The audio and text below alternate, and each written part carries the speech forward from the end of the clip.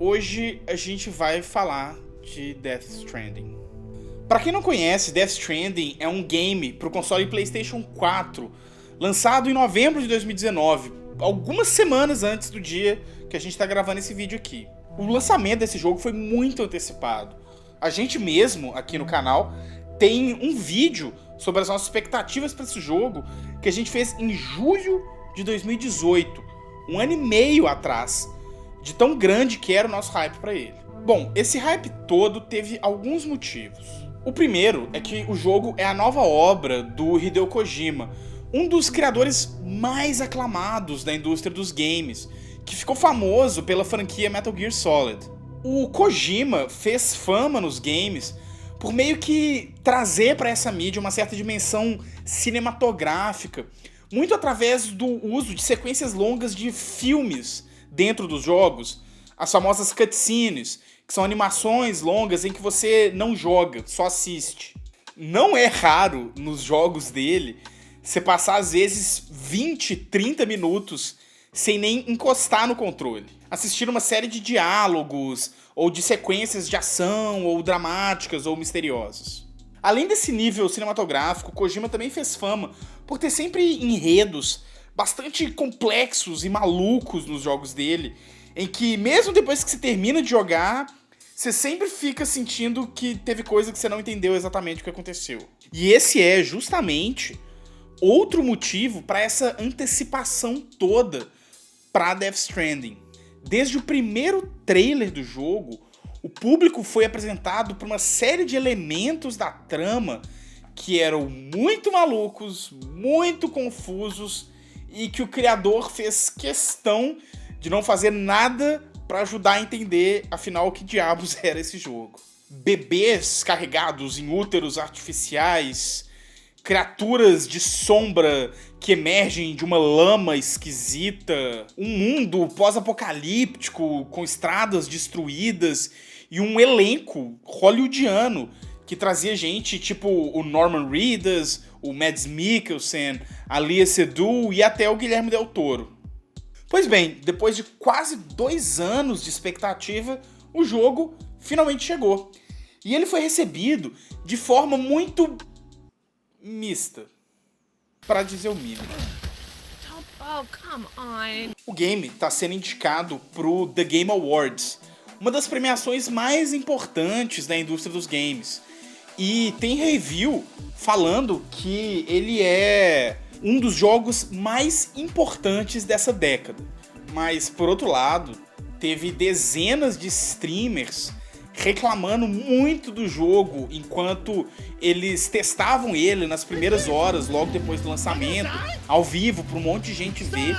E review também falando que ele é um lixo irredimível que deveria servir de alerta para distribuidoras que dão carta branca para desenvolvedores criarem arte, entre aspas, no próprio artigo.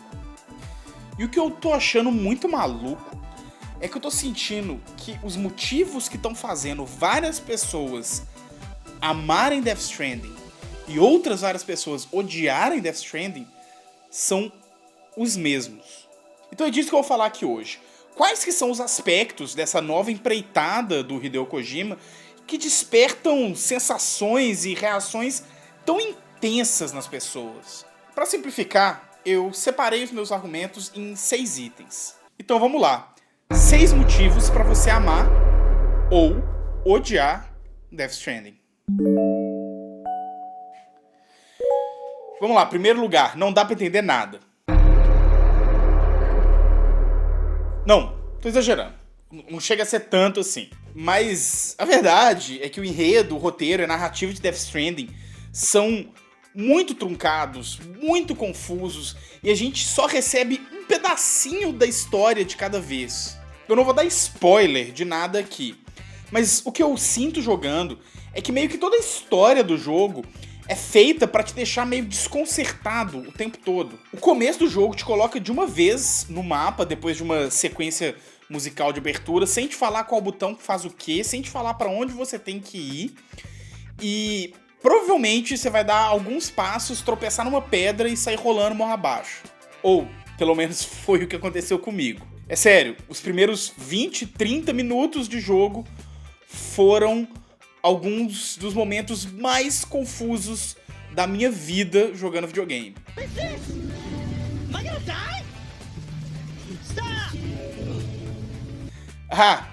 E eu tava streamando ao vivo esse momento de confusão. Então, sei lá, umas 60 pessoas me viram não entender nada do que estava acontecendo. Mas se você insiste, principalmente depois desse começo, pouco a pouco o jogo vai começando a te entregar os detalhes do enredo. A questão é que para cada dúvida que ele resolve, ele levanta mais 20 perguntas sobre o que está acontecendo. O jogo oferece meio que um mundo em que o científico e o sobrenatural, eles ficam se sobrepondo e se entrecruzando o tempo todo, de um jeito que a gente é pouco acostumado nas narrativas de ficção científica ocidentais. E além disso, principalmente em várias cutscenes, o jogo meio que muda de ponto de vista, e aí você não sabe exatamente pelos olhos de quem você tá vendo o que tá acontecendo, e você não sabe se você tá no passado, no futuro, no presente, se você tá num lugar ou se você tá em outro lugar e seu corpo tá em outro lugar, enfim. Dá pra entender por que isso pode ser meio frustrante pra muita gente. Mas ao mesmo tempo, enquanto eu jogava, eu sentia que o enredo era mais um quebra-cabeça, mais um puzzle, mais um desafio para eu enfrentar. A dificuldade do jogo não tava só no nível da jogabilidade, no nível lúdico, tava também no nível narrativo.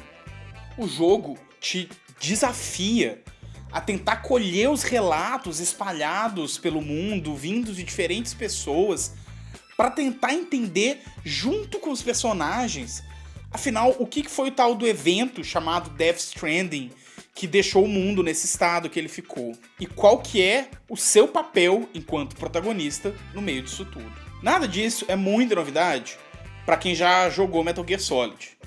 O Kojima nunca foi do tipo de entregar o enredo todo de bandeja pro jogador. Mas para quem tá tendo agora o primeiro contato com a obra do autor, dá pra entender a confusão. E eu não tô chamando o Kojima de autor por acaso. Isso leva a gente pro nosso segundo aspecto. Death Stranding é um jogo extremamente autoral. É muito comum a gente ouvir falar por aí de produtos de mídia autorais, principalmente no audiovisual. Fala-se muito, por exemplo, de cinema autoral, para se referir a obra de diretores tipo Stanley Kubrick, Martin Scorsese, Jean-Luc Godard e por aí vai. Quando a gente diz que um filme é autoral, não quer dizer que aquele diretor fez o filme sozinho. Muito longe disso. Um filme, assim como um game, é quase sempre um esforço coletivo de dezenas, centenas, até milhares de profissionais trabalhando juntos. Mas o cinema autoral tem no seu diretor, normalmente, uma figura de direção criativa muito central naquela produção. A ideia é que o diretor tem uma influência muito direta em todos os aspectos da produção. Da fotografia ao figurino, da trilha sonora à distribuição. Normalmente vai se usar da ideia de cinema autoral para diferenciar da ideia de um cinema que ele é muito controlado pelas grandes produtoras. E, para bem da verdade, também tem aquela coisa de tentar fazer um filme parecer mais arte de verdade quando a gente fala que ele é um filme autoral. O Kojima se envolveu em praticamente todos os aspectos da produção desse jogo. E dá pra ver a impressão digital dele em cada cantinho do mapa.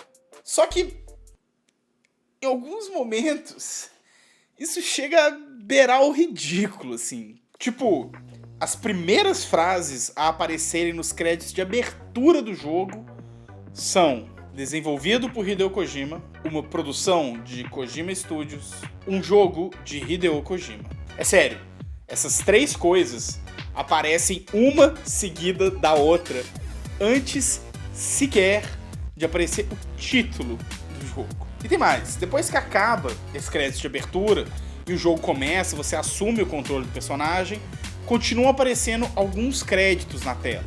E o primeiro desses que aparece é escrito por Hideo Kojima. Aí você segue essa primeira missão, meio perdido, tropeçando aqui e ali. Aparecem outros créditos de outras pessoas responsáveis pela produção do jogo. Aí você chega no seu destino, entrega a primeira missão e aí... Game Designer por Hideo Kojima. Diretor de casting, Hideo Kojima. E por aí vai. E ainda tem mais. A descrição de vários dos itens colecionáveis do jogo contam detalhes da produção dele. Mas principalmente anedotas pessoais da vida do Hideo Kojima. Tipo, sobre como quando ele descobriu a banda Low Roar que ele usa na trilha sonora do jogo, numa viagem dele pra Islândia. Então assim, dá pra cansar de ficar vendo o nome do Kojima na tela a cada 5 minutos. E dá pra entender quem tem preguiça disso. Mas ao mesmo tempo, não dá pra negar que esse é um jogo do Hideo Kojima. Ele esteve envolvido em todos os passos do processo. O detalhismo quase obsessivo dele transparece o tempo todo enquanto você joga. A trilha sonora é a cara dele. O enredo maluco também é. A vibe toda, meio artística demais, talvez algumas pessoas fossem dizer até um pouco pretensiosa, é a cara dele. E ele teve uma coisa muito rara, que é a autonomia total por parte da produtora e da distribuidora para desenvolver o jogo do jeito que ele quisesse. Isso eu acho é um dos fatores que faz de Death Stranding uma das experiências mais singulares que eu já tive na minha vida jogando videogame. Eu diria talvez que a mais singular quando a gente tá falando de games AAA, ou seja, esses games feitos por grandes produtoras, lançados por grande mercado, normalmente com uma produção gigantesca envolvida. Ah, e ainda tem mais uma coisa, que é a cara do Kojima nesse jogo. O quanto que ele é cinematográfico. Cinematográfico é um adjetivo que o povo joga em cima de games para significar várias coisas diferentes. Pode ser o fato dele ter muita cutscene, que Death Stranding tem. O fato da ação dele se valer muito de uma linguagem cinematográfica, que o Death Stranding vale. O fato do jogo ter um enredo muito complexo, com várias personagens, em que os diálogos e interações são tão importantes quanto a própria ação do jogo, o que Death Stranding tem, e até o uso de atores hollywoodianos num jogo, que Death Stranding tem de montão. E bom, jogos cinematográficos são controversos. Muita gente acha que vários desses games, eles são meio que um aceno feito pelos games em direção ao cinema, na forma de tentar se legitimar enquanto uma arte de verdade, como que meio que se pros games terem essa validação, eles precisassem de se aproximar do irmão mais velho deles, que seria o cinema. Mas muita gente também diz que games cinematográficos oferecem uma forma de experiência única, que é algo que parece com um filme, mas que você tem agência. Um filme cujo consumo é necessariamente ativo e não passivo. A Clara tem 2 vídeos aqui no canal que tocam um pouco nessas questões. Então aproveita para já deixar eles enfileirados para assistir depois desse daqui. E bom, é isso. Games cinematográficos são um caso de ame ou deixo. E Death Stranding não é diferente. Mas, bom, eu falei muito até aqui no vídeo sobre os elementos estéticos e narrativos de Death Stranding, que são um pouco controversos. Só que não é só nisso que o jogo é extremamente divisivo. Na verdade, eu diria que é justamente na jogabilidade que o jogo tem causado as reações mais apaixonadas e mais conflitantes. Death Stranding recebeu vários memes e vários apelidos muito engraçadinhos. Simulador de caminhada, o jogo dos correios, Uber Eats pós-apocalíptico. Isso tudo tem a ver com o que é a mecânica central do jogo. O que você faz a maior parte do tempo quando você está jogando. Seu objetivo, a maior parte do tempo no jogo, é ir do ponto A ao ponto B, levando cargas e equipamentos, suprimentos, armas, remédios, máquinas. Então, 90% do tempo no jogo você está andando em estradas, montanhas, rios, debaixo de chuva, andando quilômetros e quilômetros. Qual que é a graça de passar horas andando num jogo? Bom, muita gente não achou graça nenhuma. Mas pode falar sério? Eu, pessoalmente, achei que o game arruma umas soluções mecânicas fascinantes para tornar o mero ato de se deslocar do ponto A para o ponto B um desafio para o jogador.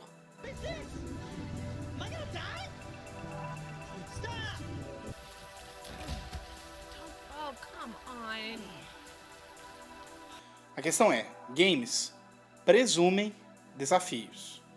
Presumem tentar procurar soluções para atingir um certo objetivo.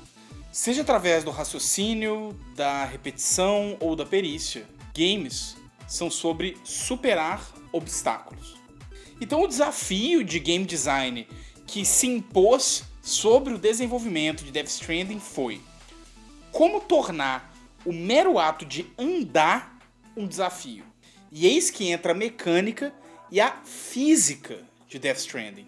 Esse jogo lida com o inventário, com os itens que o seu personagem carrega, de uma forma diferente de tudo que eu já joguei na minha vida. A maior parte dos jogos de ação e aventura não costumam ficar muito preocupados com explicar como exatamente que o protagonista está carregando todos os itens que ele tem ao mesmo tempo. A gente tem o clássico exemplo da franquia Zelda, em que o protagonista, o Link, carrega em algum lugar indeterminado, não explicado, garrafas, um bumerangue, um gancho, bombas, máscaras e mais uma cacetada de item ao mesmo tempo.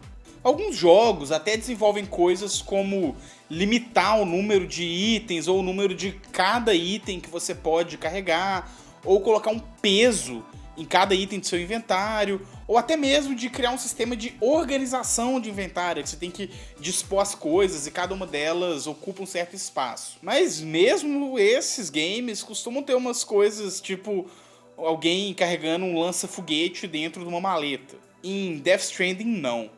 Lá, cada objeto que você carrega tem um tamanho físico real e ocupa algum lugar real no corpo, no modelo do seu personagem. E você tem que decidir onde colocar cada item. E cada item também tem um peso específico. E essa distribuição de itens afeta o equilíbrio do personagem. Então, se você empilha tudo nas costas muito alto, corre o risco de você capotar para trás ou para frente. Se você coloca muita coisa do lado direito e nada do lado esquerdo, corre o risco de você andar meio que capengando, assim. E o jogo leva essa física muito a sério. Os dois botões de gatilho, o L2 e o R2 no PlayStation 4, eles são botões de reestabelecer equilíbrio. Então, se seu corpo está pesando muito para um lado, para a direita, você tem que apertar L2 para distribuir o peso para o lado, ou R2 para distribuir para o outro. E às vezes tem que apertar os dois ao mesmo tempo, por exemplo, para atravessar um rio, ou tentar escalar um pedaço de uma montanha, que é meio para você distribuir o seu centro de equilíbrio num lugar só.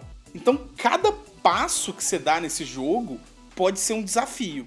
E mais do que isso, no começo de cada entrega sua, você meio que tem que parar e se perguntar: será que eu prefiro evitar de ter que carregar muita coisa para poder ter mais agilidade no caminho, mas aí correr risco de encontrar algum obstáculo, alguma situação que eu não vou ter equipamento para superar ela? Ou será que eu prefiro sair com tudo que eu acho que eu vou precisar, me preparar para qualquer eventualidade, mas aí correr risco de estar carregando tanta coisa que, se eu precisar de fugir de um inimigo, por exemplo, eu vou tropeçar na primeira pedra, sair rolando, meus itens vão cair para todo lado, vai quebrar minha carga. Então, em Death Stranding, sair do ponto A para o ponto B é sempre um desafio. Só que, para muita gente, isso não é desafio o bastante. O que leva a gente a uma das principais críticas que têm sido feitas ao jogo. Muita gente diz que Death Stranding é entediante. que nada acontece. Que você só anda por 2 horas pra ver 30 minutos de cutscene. E olha, sinceramente, eu discordo. Tudo bem, você tá acostumado a jogar FPS que são muito dinâmicos, ou mesmo aqueles jogos de plataforma que demandam um domínio muito grande do timing dos botões, ou até jogo de terror, mas daquele tipo que você fica o tempo todo em estado de alerta, que pode aparecer inimigo, pode aparecer monstro a qualquer momento. Talvez Death Stranding tenha de fato um ritmo um pouco mais lento do que você está acostumado. Mas quanto mais você joga, mais você começa a perceber como que tem coisa acontecendo o tempo todo nesse jogo. Além de todo o desafio no simples ato de andar, que eu já falei, ainda tem o uso brilhante do multiplayer não sincrônico desse jogo, em que alterações que outros jogadores jogando em outros videogames, em outros lugares do mundo, fazem no mapa deles, tipo colocar uma escada para ajudar a subir numa montanha difícil, ou colocar uma ponte em cima do rio caudaloso, essas mudanças aparecem no seu mapa, no seu cenário de jogo. De tal forma que dá uma sensação de que mesmo que você não encontre outros jogadores, você não interaja diretamente com outra pessoa online, vocês estão construindo coletivamente um mesmo mapa. E mais do que isso, o jogo tem ação sim. E uma ação que em vários momentos é inclusive muito tensa. Francamente, toda vez que eu tô jogando e eu entro numa região que tem BTs, que são os inimigos sobrenaturais do jogo, que te arrastam pra uma outra dimensão, eu fico com o na mão. Sério. Mas o lance é que isso não acontece 100% do tempo do jogo. E eu gosto muito disso. Eu acho que Death Stranding consegue, como pouquíssimos outros jogos que eu já joguei, conciliar muito bem momentos tensos e desafiadores com momentos relaxantes e reflexivos. Mas talvez isso de fato seja frustrante para quem tá mais acostumado a ter 20 bichos na tela ao mesmo tempo te atirando enquanto você atira neles de volta. O que leva a gente pro nosso último motivo.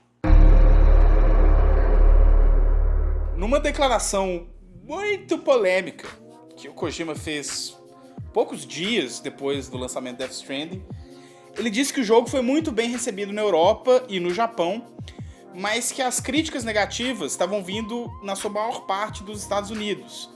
Porque, segundo ele, os jogadores americanos estavam muito acostumados com jogos de tiro em primeira pessoa e o Death Stranding não era um jogo desse tipo. Bom, a declaração teve uma repercussão péssima, como era de se esperar.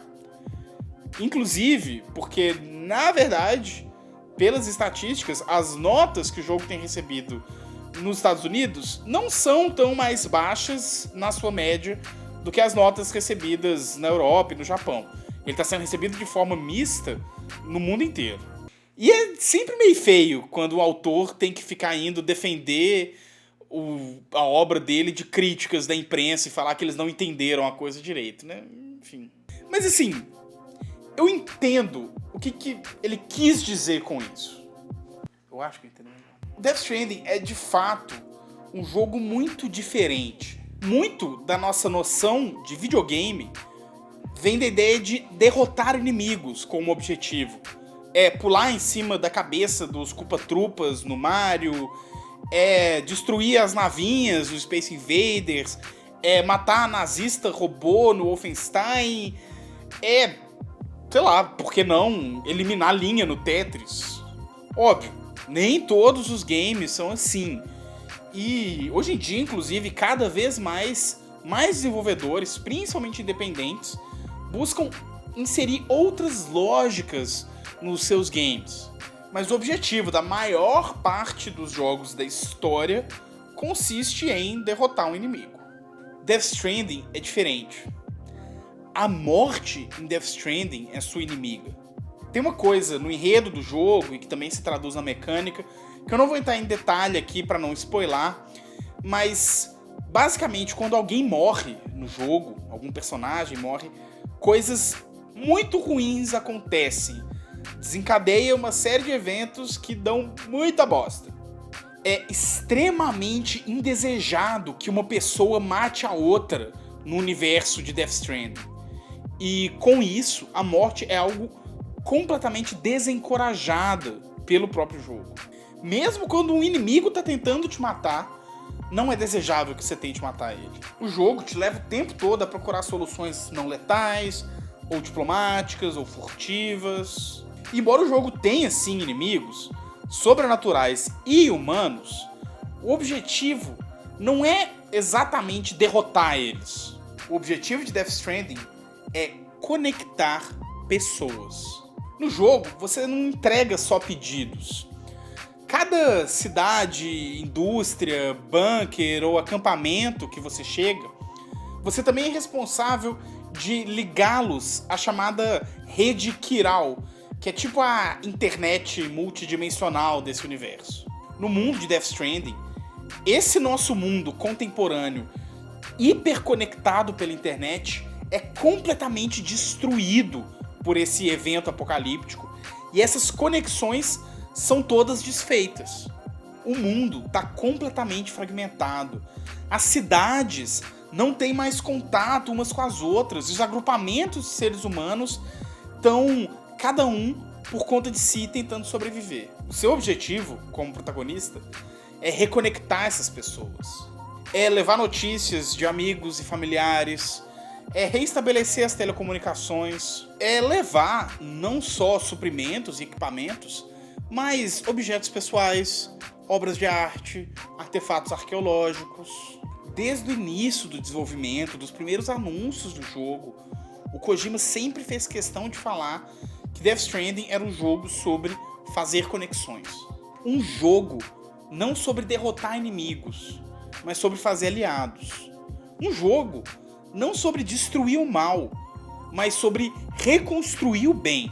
Se a gente para pra pensar, inclusive, nesse mundo cada vez mais dividido que a gente vive hoje, em que as nações parecem cada vez mais se isolar umas das outras, em que diferenças cada vez mais se transformam em inimizades, em que o diálogo, enfim, parece se tornar cada dia mais impossível, dá pra entender o estranhamento que a temática de Death Stranding causa.